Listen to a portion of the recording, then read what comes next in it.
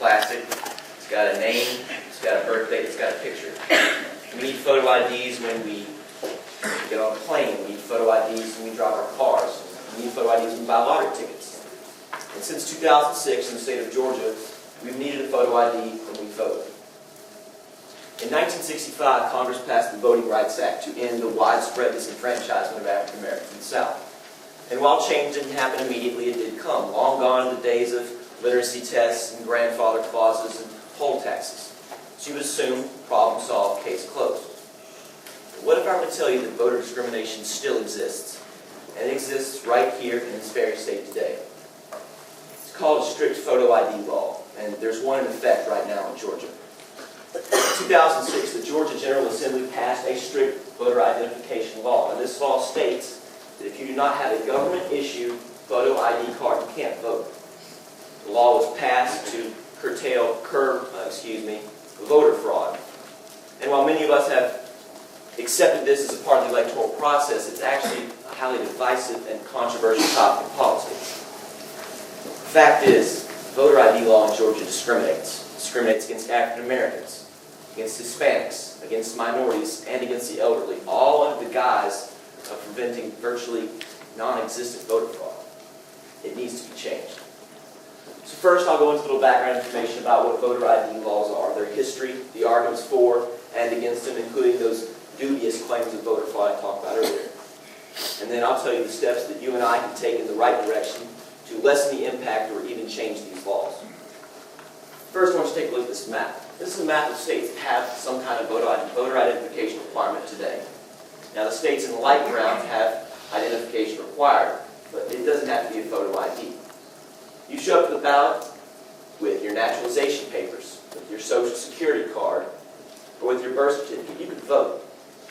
Now, these states in dark brown, these few states, it's photo ID preferred.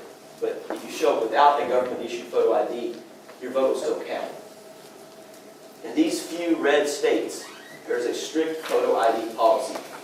That means that if you don't show up with a government-issued photo ID card, you can't vote. Now, this map only shows the requirements for the election that just occurred 3 weeks ago. But in the next few years, several states are changing their requirements to make them more strict.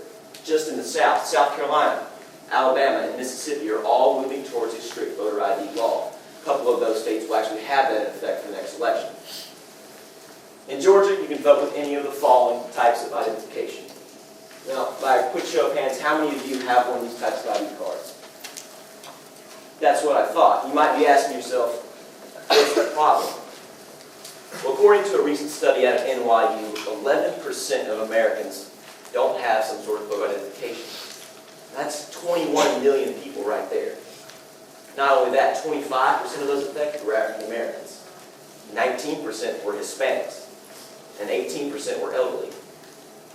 In a report on the performance of the 2008 election by renowned political scientist Stephen and Solomon, found that 2.2 million Americans didn't vote in 2008 because they didn't have proper identification.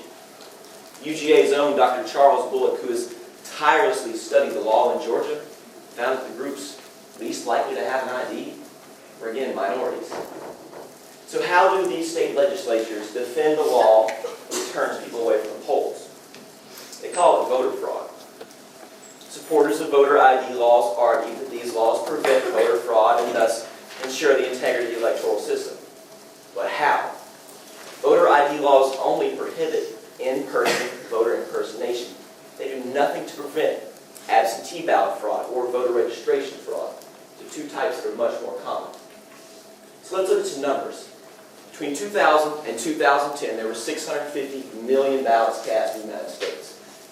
Now, out of those 650 million, there were only 2,068 legitimate cases of voter fraud.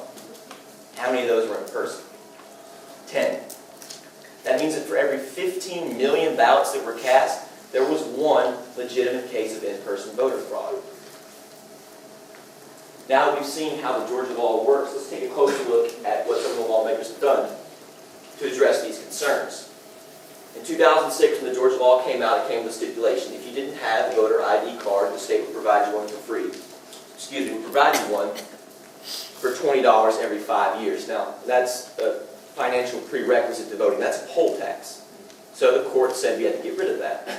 So now in Georgia, you can get an ID for free. All you have to do is show up at your local DMV or your county registrar's office with all the following documents. Now, we all know how the DMV operates, but take a look at these documents. That's a burden to the people that don't already have some kind of identification. That's a bureaucratic maze, and it could serve to dissuade people from voting. So now that we've seen that there is a problem, what can we do about it? Well, the obvious solution would be to contact your local state senator or state representative.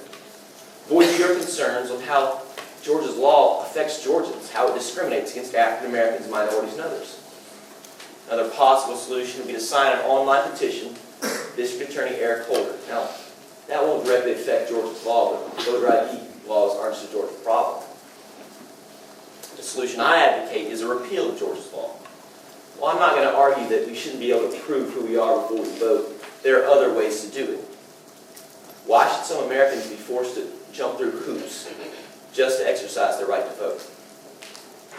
Now, at the end of all this, you may still be asking yourself, why should I care? I'm not a minority. I have a driver's license. This issue doesn't affect me. So let me conclude by telling you why you should all care about this issue. You may have friends, you may have relatives, you may have grandparents that this law affects, or you might not.